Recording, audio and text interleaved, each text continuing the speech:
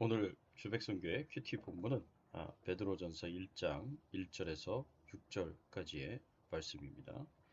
베드로전서는 예수님의 12 제자 중에 수제자인 사도 베드로가 기록한 서신입니다.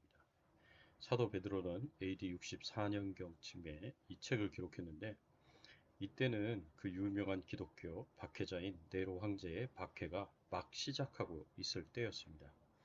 네로 황제 때 로마 시내에 대화재 사건이 있었는데 많은 사람들이 죽고 수많은 건물들, 재산들이 다 타버렸습니다.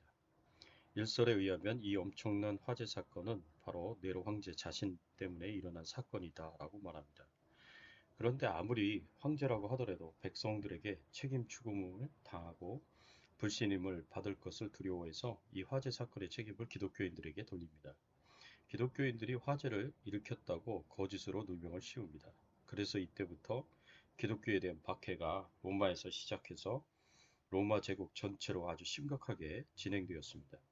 이때부터 약 400년간 그리스도인들은 역사상 가장 심한 박해와 고난을 경험해야 했습니다.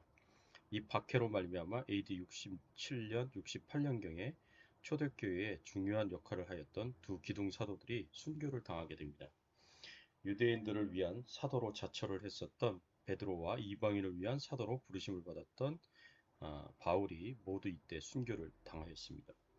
어쨌든 이런 네로 황제로부터 본격적으로 시작된 기독교에 대한 박해가 AD 4세기 초반까지 계속되는데 그런데 이렇게 약 400년간에 걸친 박해 기간에 이 시작 부분에 해당되는 시기가 베드로가 이 베드로 전서를 그 시기에 기록을 하게 됩니다. 이 베드로 전서는 이러한 핍박과 박해의 고난 가운데서도 끝까지 믿음을 지키고 인내하면서 승리하라고 위로하고 용기를 북돋아주는 그런 내용이 가장 중심되는 서신입니다. 최악의 상황에서 가장 큰 고난과 핍박의 상황에서 베드로는 그럼에도 불구하고 기뻐하고 즐거워하고 감사하라고 가르칩니다. 오늘 우리가 읽을 본문의 내용도 이것과 관련이 있습니다. 우리가 오늘 함께 생각해 봐야 할 큐티 본문은 베드로전서 1장 1절에서 6절까지의 말씀입니다. 예수 그리스도의 사도 베드로는 본도, 갈라디아, 갑바도기아, 아시아와 비두니아에 흩어진 나그네 곧 하나님 아버지의 미리 아심을 따라 성령이 거룩하게 하심으로 순종함과 예수 그리스도의 핏불임을 얻기 위하여 택하심을 받은 자들에게 편지하노니 은혜와 평강이 너희에게 더욱 많을지어다. 우리 주 예수 그리스도의 아버지 하나님을 찬송하리로다. 그의 많은 긍휼대로 예수 그리스도를 죽은 자 가운데서 부활하게 하심으로 말미암아 우리를 거듭나게 하사 산 소망이 있게 하시며 썩지 않고 더럽지 않고 쇠하지 아니하는 유업을 입게 하시나니 곧 우리를 위하여 하늘에 간직하신 것이라. 너희는 말세에 나타내기로 예비하신 구원을 얻기 위하여 믿음으로 말미암아 하나님의 능력으로 보호하심을 받았느니라.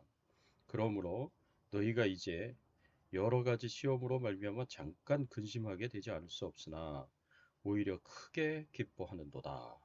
네, 오늘 이 본문의 말씀을 가지고 우리가 생각해 봐야 할 주제는 우리 믿는 자들이 핍박을 당하는 고난 속에서 기쁨으로 하나님께 찬양 드리고 감사해야 하는 이유가 무엇인가입니다.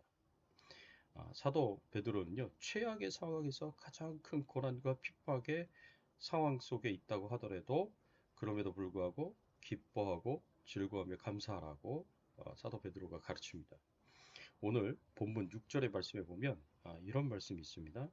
그러므로 너희가 이제 여러 가지 시험으로 말미암아 잠깐 근심하게 되지 않을 수 없으나 오히려 크게 기뻐하는도다.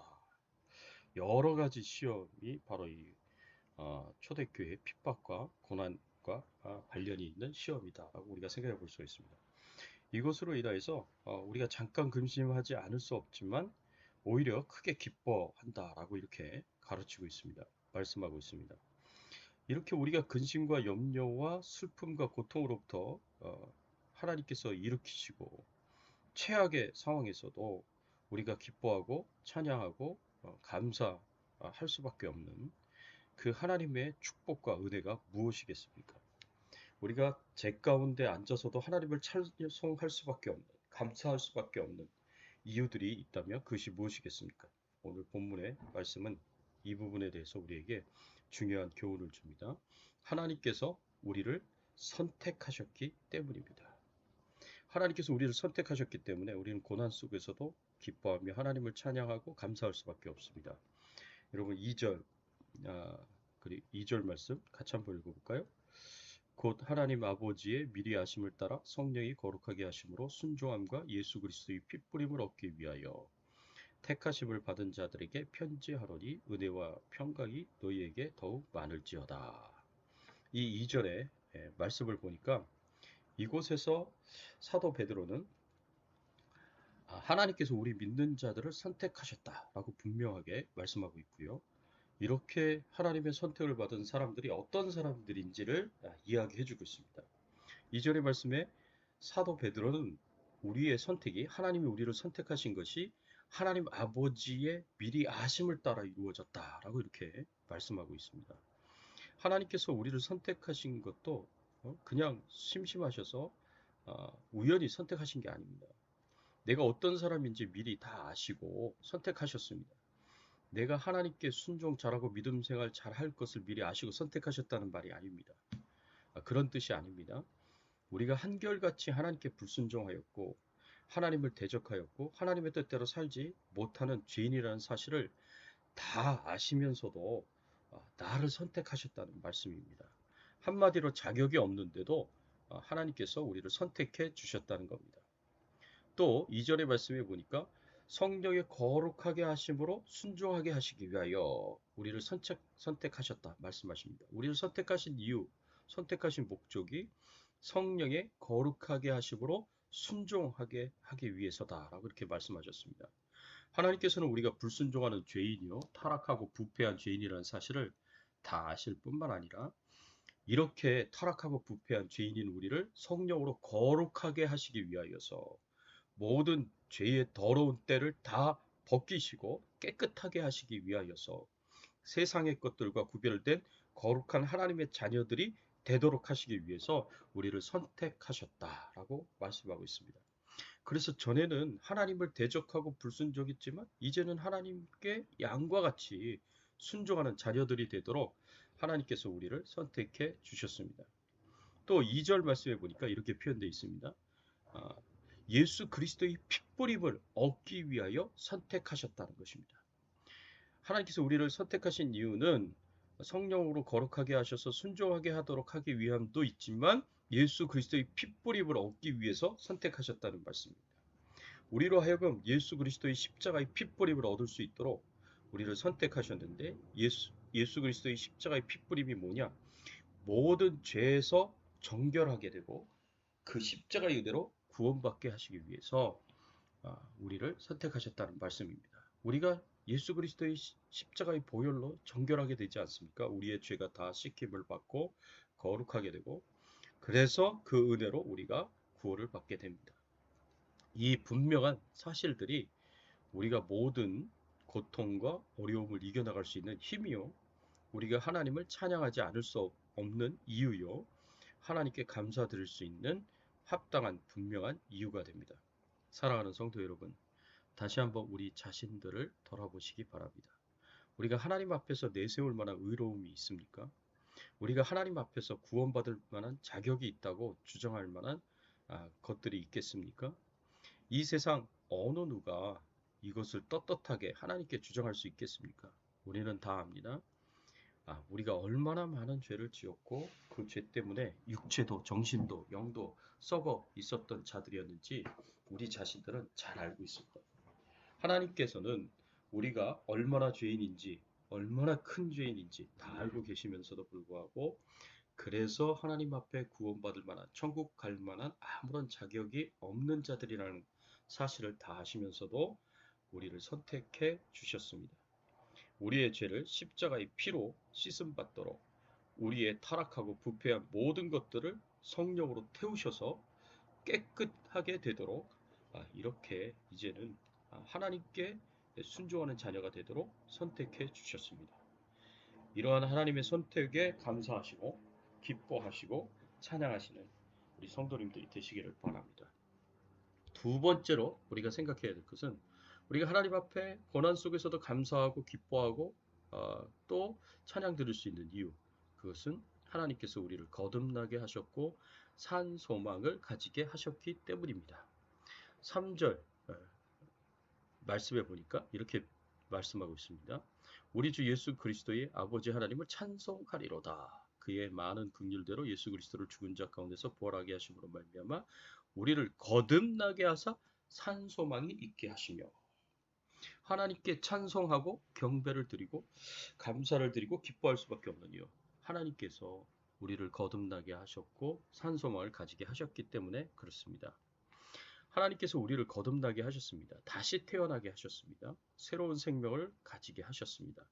전에는 지옥의 불못을 향하여 가는 죽은 생명을 가지고 있었지만, 그래서 소망이 없는 자였지만, 이제는 저 천국을 향하여 가는 새로운 산 생명을 가지고 다시 태어나게 하셨습니다. 하나님께서 나의 이전 것은 다 죽여 없애시고 새 것으로 만들어 주셨습니다. 새로운 생명을 가진 새로운 피조물로서 새로운 삶을 살아가도록 축복하셨다는 말씀입니다. 얼마나 감사합니까? 믿져봐야 본전이라는 말도 있지만 하나님 주시는 은혜는요,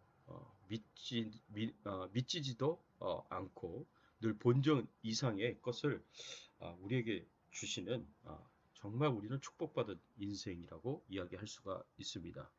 하나님의 자녀로서 거듭나게 하셔서 자녀로 삼아 주셨다는 사실 하나로 사는 것과 죽는 것이 모두 하나님의 은혜와 축복 가운데 있다는 것이 얼마나 감사한 일인지 모릅니다. 세상의 조그마한 염려와 근심으로 이 은혜와 축복에 대한 감사의 마음, 기쁨과 즐거움을 빼앗기지 마시기를 바랍니다.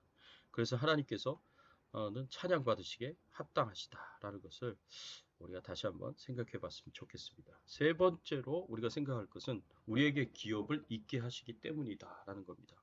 4절에 말씀해 보니까 이렇게 표현되어 있습니다. 썩지 않고 더럽지 않고 쇠하지 아니하는 유업을 있게 하시나니 곧 우리를 위하여 하늘에 간직하신 것이라. 예, 하나님께서 우리에게 하나님의 기업을 있게 하신다라고 말씀하십니다. 하나님의 기업이 무엇이겠습니까? 하나님의 기업은 하나님이 가지고 계시는 모든 것입니다. 하나님 가지고 계시는 그 모든 것을 우리 믿는 자들에게 물려주시겠다, 또 상속시켜 주시겠다라고 말씀하시는 겁니다. 그래서 하나님의 자녀들은요, 하나님의 후사입니다. 하나님의 상속자입니다. 하나님이 가지신 것들을 상속하는 상속자다라고 우리가 볼 수가 있습니다. 그렇기 때문에 하나님께서 우리에게 얼마나 큰 축복을 주시냐면, 하나님이 가지고 계시는 그 모든 우주 모든 만물들을 하나님께서 우리에게 상속하신다. 이런 엄청난 축복과 은혜를 우리가 받게 되었습니다. 이 하나님의 기업들에 대해서 뭐라고 말씀하셨습니까? 썩지 않고 더럽지 않고 쇠하지 아니하는 기업이다 말씀하셨어요. 하나님이 주시겠다고 약속하신 기업은 절대로 없어지지 않습니다. 100년이 가든 1000년이 가든 만년이 가든 영원토록 절대로 없어지지 않는, 썩지 않는 것입니다. 이 세상의 모든 나라와 모든 사람과 모든 것들이 다 생로병사의 네 글자의 원리 아래 있습니다. 태어나서 자라고 흥할 때가 있으면 결국에는 쇠하여지고 없어질 때가 있다는 것입니다. 이 세상에 어느 것도 이 원리 아래서 벗어날 수가 없습니다. 저 세상에 정복자의 꿈을 가진 위대한 인물로 평가하였던 알렉산더도, 징기스칸도, 나폴레옹도 흥할 때가 있었지만 결국에는 쇠하여지고 망하게 되었습니다. 세상에 큰 소리치는 세도가들도 그 시절이 지나니 쇠하여지고 망하게 되었습니다. 이 세상에 있는 모든 것들은 다 흥할 때가 있지만 결국 망할 때가 있습니다. 어느 것도 영원히 흥하는 것은 없습니다. 그러나 하나님께서 약속하신 하나님의 나라는 절대로 망하는 법이 없습니다. 하나님께서는 약속하신 저 천국에서 누리게 될 축복들은 절대로 취소되는 일이 없습니다. 하나님께서 주시겠다고 약속하시고 우리에게 분명하게 말씀하신 생명의 면류관, 상급의 면류관도 역시 항상 변함없이 보장이 됩니다. 이렇게 썩지 않고 더럽지 않고 쇠하지 아니하는 기업을 우리에게 주시겠다고 말씀하십니다. 지금 이 모든 것들이 어디에 있습니까? 우리를 위하여 하늘에 간직하셨다라고 이렇게 4절에 말씀하고 있습니다. 우리는 결국 가야 할 본향에 우리가 결국 가야 할 그 본향에 하나님께서 우리를 위하여 나를 위하여 준비하시고 계시고 잘 간직하고 계시다는 말씀입니다.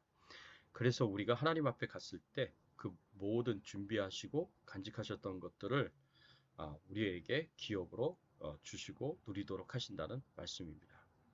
그렇습니다. 하나님께서 우리가 하나님 앞에 가시면 분명하게 이렇게 말씀하실 겁니다. 세상에 살 때에 나를 위해서 참 수고가 많았다. 내가 너의 수고를 기억하고 있고 나를 위하여 흘린 땀을 기억하고 있고 나를 위하여 흘린 눈물들을 기억하고 있다. 여기 천국에 내가 거할 좋은 집을 마련해 두었다. 여기서 나와 함께 영원토록 즐겁게 행복하게 지내자꾸나. 먼저 내가 준비한 생명의 면류관과 상급의 면류관을 쓰거라. 이렇게 말씀하시면서 우리를 축복하실 것입니다. 사랑하는 성도 여러분, 생각해 보십시오. 시한부 인생을 선고받은 말기암 환자가 있다고 생각해 보십시오. 이 환자는 이제 며칠 있으면 몇 주가 지나면 죽을 수밖에 없는 소망이 없는 사람입니다. 그런 사람이 치료받을 수 있다면 이미 치료를 받았다면 그래서 건강하게 오랫동안 살 수 있게 되었다면 이것이 얼마나 기쁘고 즐거운 일이겠습니까? 죽다가 다시 살아나게 되었는데 좀 가난하다고 해서 부자가 아니라고 해서 일이 잘 안 된다고 해서 슬퍼하고 염려하겠습니까? 그런 건 다 상관없이 아마 기뻐서 공중공중 뛸 것입니다. 하물며 암 환자도 깨끗이 치료받아서 건강하게 더 살게 되었다면 이렇게 기뻐하고 즐거워할 텐데 예수 믿고 구원받아서 영원토록 천국에 살게 된 우리는 당연히 더 기뻐하고 더 즐거워하여야 하지 않겠습니까? 이제 우리는 하나님의 은혜로 지옥을 향하여 가는 소망 없는 사람들이 아니라 천국을 향하여 가는 산 소망을 가진 하나님의 자녀들이 되었습니다. 이것을 믿으시기 바랍니다. 살아도 하나님의 은혜 가운데 살아가는 것이 우리 성도들의 인생이요. 죽어도 천국이 보장되는 은혜가 있는 인생이 우리 성도들의 인생입니다. 이것을 기억하시고 힘들고 어렵더라도 기뻐하며 즐거워하며 하나님을 찬양하며 하나님께 감사드릴 수 있는 저와 여러분들이 되시기를 예수 그리스도의 이름으로 축원합니다. 함께 기도하겠습니다. 하나님 아버지 감사합니다. 하나님의 은혜, 하나님의 사랑에 감사를 드립니다. 그렇습니다. 우리가 이 세상 살아가면서 참 힘들고 어려울 때가 많이 있습니다. 예수 믿는 것 때문에 어려움도 있고 또 손해도 봐야 되고 또 때로는 어떤 성도들을 핍박과 고난 가운데 있을 수도 있습니다. 그러나 우리가 어떤 환경 속에 있다고 하더라도 사도 베드로가 오늘 본문에서 우리에게 가르쳐 주는 것처럼 우리가 항상 기뻐하고 즐거워하고 감사하며 하나님을 찬양해야 이유가 있음을 하나님 우리가 알게 하여 주시고 깨닫게 하여 주시옵소서. 하나님이 영원히 죽을 수밖에 없는 소망이 없는 우리들을 선택하여 주셨다라는 그 사실이 얼마나 큰 은혜인지 다시 한번 깨닫게 하시고 우리를 거듭나게 하셨고 저 천국의 산 소망을 갖게 하셨다는 것이 얼마나 큰 은혜요 축복인지 깨닫게 하여 주시고 하나님이 가지고 계신 그 모든 것들을 상속받을 수 있는 하나님의 기업을 상속받을 수 있는 상속자가 되었다는 것을 하나님 우리가 기억하고 하나님 앞에 감사하고 찬양드리고 영광을 돌리고 기뻐하고 즐거워할 수 있도록 하나님께서 우리의 신앙을 인도하여 주시옵소서. 오늘 하루도 힘들고 고생스러운 오늘 하루 가운데 주님만 바라보며 주님만 의지하며 주님만 붙잡으며 믿음으로 승리하는 오늘 하루가 될 수 있도록 은혜를 베풀어 주시고 하나님이 주시는 은혜와 축복들을 기억하며 감사하며 기뻐하며 즐거워하는 하루가 될 수 있도록 은혜를 베풀어 주시옵소서. 코로나19 바이러스를 속히 소멸하여 주시고 우리 모든 성도님들의 가족에 하나님께서 코로나19 바이러스로부터 안전하게 지켜주시고 보호해 주시는 축복을 허락하여 주시옵소서. 머리털 하나 상하지 아니하도록 안전하게 하여 주시옵소서. 감사드리옵고 모든 영광과 존귀와 찬송을 하나님 앞에 돌려오며 우리의 왕 되시고 주인 되신 예수 그리스도의 이름으로 간절히 기도드리옵나이다. 아멘.